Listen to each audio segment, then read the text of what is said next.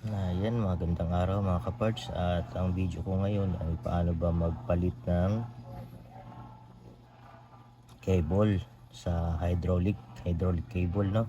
So ayan, nakabili tayo ng mura lang to na Diore, Shimano Diore, na ang model nito si M615. Yan, pero ito yung ipapalit ko sa bike ko, so nabili ko ng mura lang, no? Hindi ko na sabihin kung magkano. At inayos ko to, then wala siyang langis. So i-bleeding natin na kasi marumi na. Then bago natin i-bleeding, papalitan ko muna ng cable kasi yung cable niya maiksi na. So ipakita ko sa ngayon sa inyo paano ba magpalit ng cable ng hydraulic. So ang una, no, puputulin natin dito at magpapalit tayo ng panibagong olive connector. At ang tawag dito, ito yan ang mga olive connector. So ito yung ring, ayan, pressing ring ang tawag dyan. Tapos ito ay oil needle,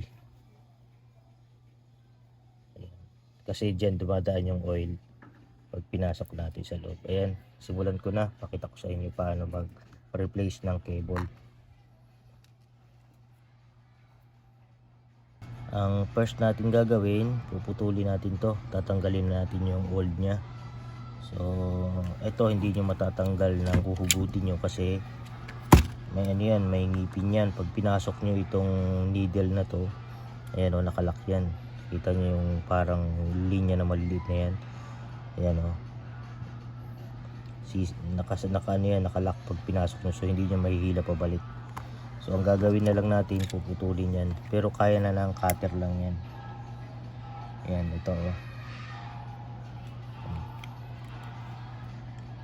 Kung meron kayong pliers, pwede na rin, pero ang pliers kasi ano yan, napipisa yung cable. Ayan, natanggal na natin. So ang sunod natin, huwag natin kakalimutan na pagkatanggal nun, tatanggalin natin to. Ayan, kasi kaya magpapalit ako dahil magkaiba ang lock ng connection nito. Ayan o, kita natin yan, ayan o, kita nyo magkaiba. So mas mahaba ito kaysa dito, so ililipat ko to dito kasi ito ang gagamitin ko. Although ito pwede namang ma-DIY yan, puputulan natin dito pag singabain natin, kaya lang hindi ko na kailangan kasi meron naman akong olive na extra. So ayan, hugutin natin yan, huwag natin kakalimutan kasi yan ay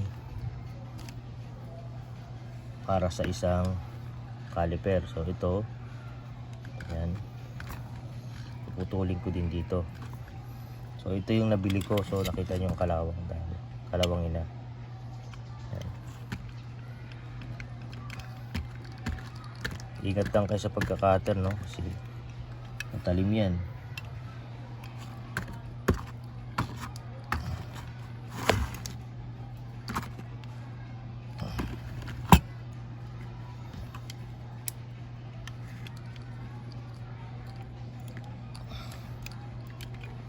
Ayan, putol na natin.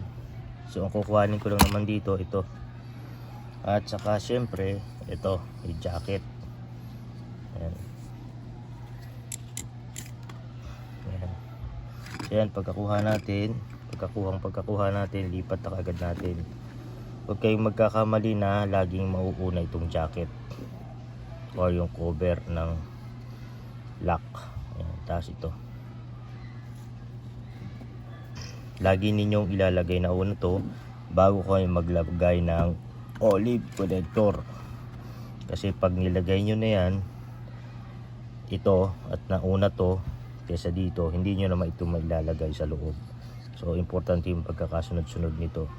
Pangalawa, ito ang sunod nating ilalagay, yung ring, pressing ring. Pasok mo yan, then sunod ito yung needle, oil needle. So ilalagay mo lang yan dyan, papasok mo yung butas. Yan, pagin natin. Medyo masikip yan kasi nga dapat talaga masikip yan. Yan. So ngayon, may hirapan kayong mag tulak niyan. Kailangan nyo nung ito yung nilalak clip ito para dito sa cable. Gagamitan lang natin ng ganito. Yan, vice grip. Yan. Yan. I-clip lang natin ito dito, no?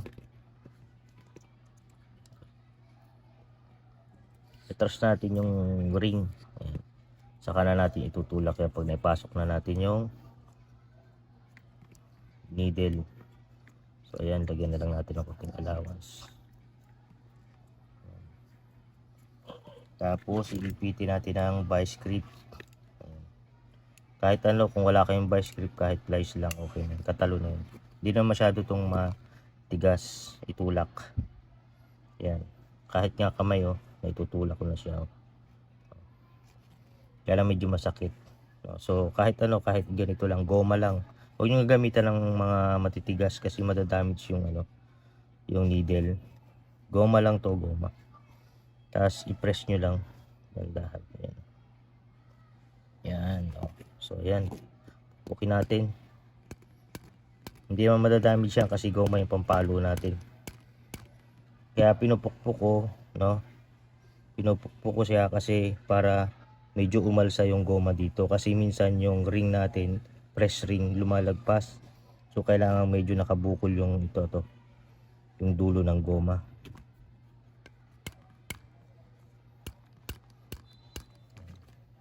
Huwag niyong papaluin ng ng mga bakal to, yung madadamage yung pinakang Yan. Yan. Sana malinaw, no? Yan. Tanggalin na natin yung vice grip. Okay. Try natin kung hindi lalagpas yung lagpas, So kailangan nating yung susungkit-sungkitin lang natin yung dulo. Yan, pakita ko sa inyo. So ayan, ito madalas ko ma-encounter yung ganitong problema, no? Yan. Yung ring, press ring, hindi na bara dito. Dapat yan kasi pag inatras mong ganon, hindi magkakasya dito, hindi siya lalagpas. So ayan, gagawa natin ngayon ng paraan. Gamitin ko lang, ito lang, tinilusan ko lang na rayos. Ayan. Ayan, Tapos yung dulo nung needle, yung pagitan na yan, yung goma na yan.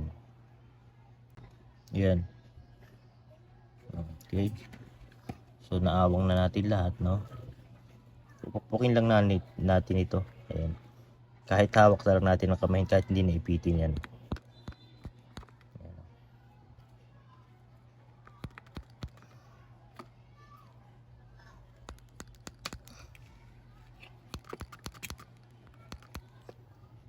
Ayan, nakita nyo.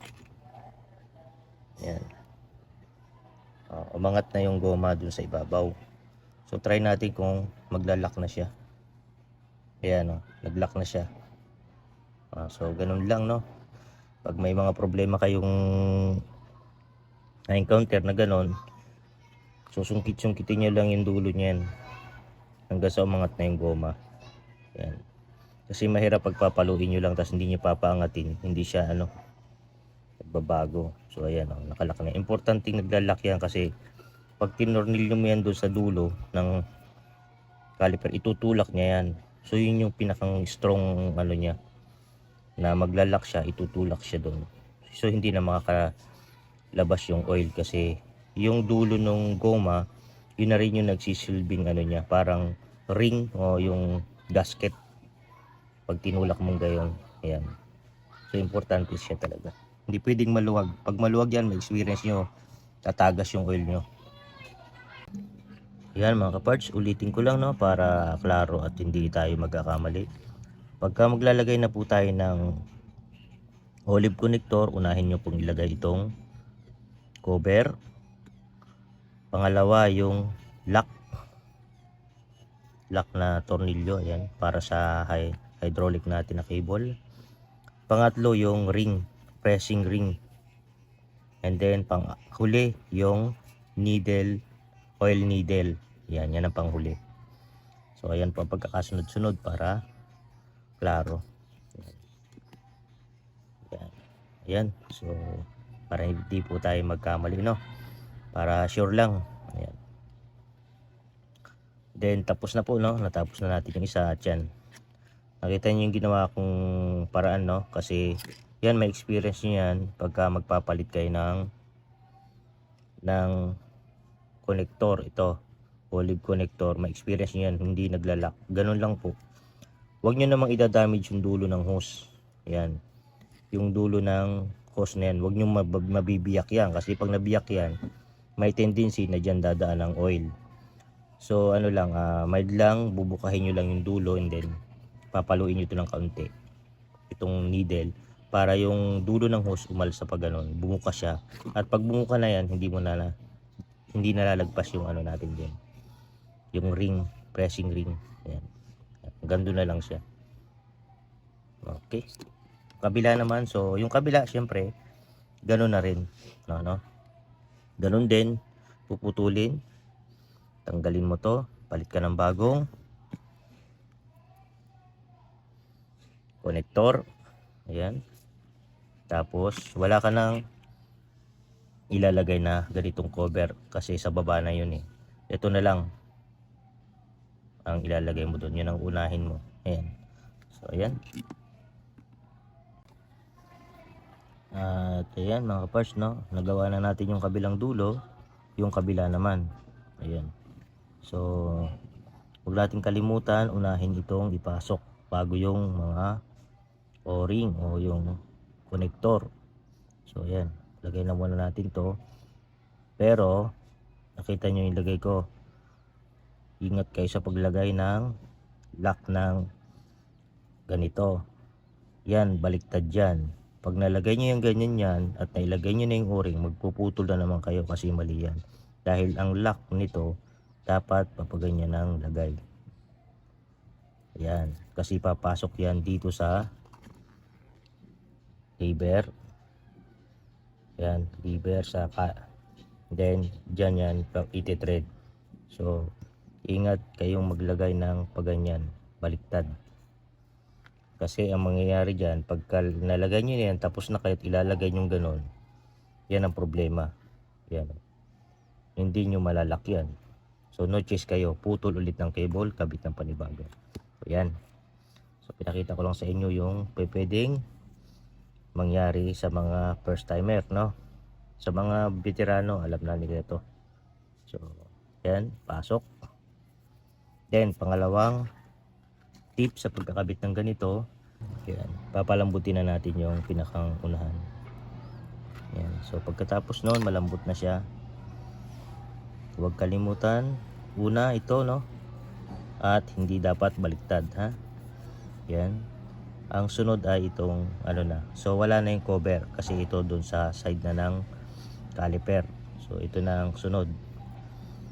Yung ring, pressing ring ang tawag. Kaya marumi na yung kamay ko gawa ng mga oil yan. Pag napasok na natin to, ayan. Ayan. Sunod na natin yung needle. Ayan.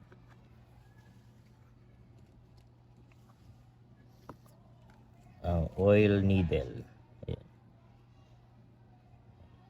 Kahit kamay kaya yan. Ayan o. Tapos ngayon ipapakita ko naman sa inyo, hindi ko na siya gagamitan ng ganito. So sa kamay ko na lang, hahawakan ko lang ng maigpit. Kaya yung sinabi ko kanina, di ba, kahit kung wala naman kayong ganito, pwede naman ng kamay lang kasi malambot lang naman yan. Tapos press natin. Ayan, natapos na nating kabitan ng olive connector ang kabilang dulo, at the same time kasama na rin yung pagpapalit natin ng cable dyan. So ayan, at kaya natin pinalitan ng olive connector kasi kinuha ko nga yung tornilyo, makikita nyo sa una na video na hindi sila magkaparehas. So nilipat natin. So minsan hindi na natin kailangan maglipat, compatible na rin yung tornilyo. Salamat po sa inyo. Hanggang dyan na lang muna yung video ko, no? At ang next time naman natin na ipapakita is paglalagay ng oil dito. So ayan, at salamat. Pa-subscribe na lang din po ako sa YouTube channel ko. Andyan po yung link sa baba. Salamat at ingat po tayo sa lahat ng rides natin. Thank you.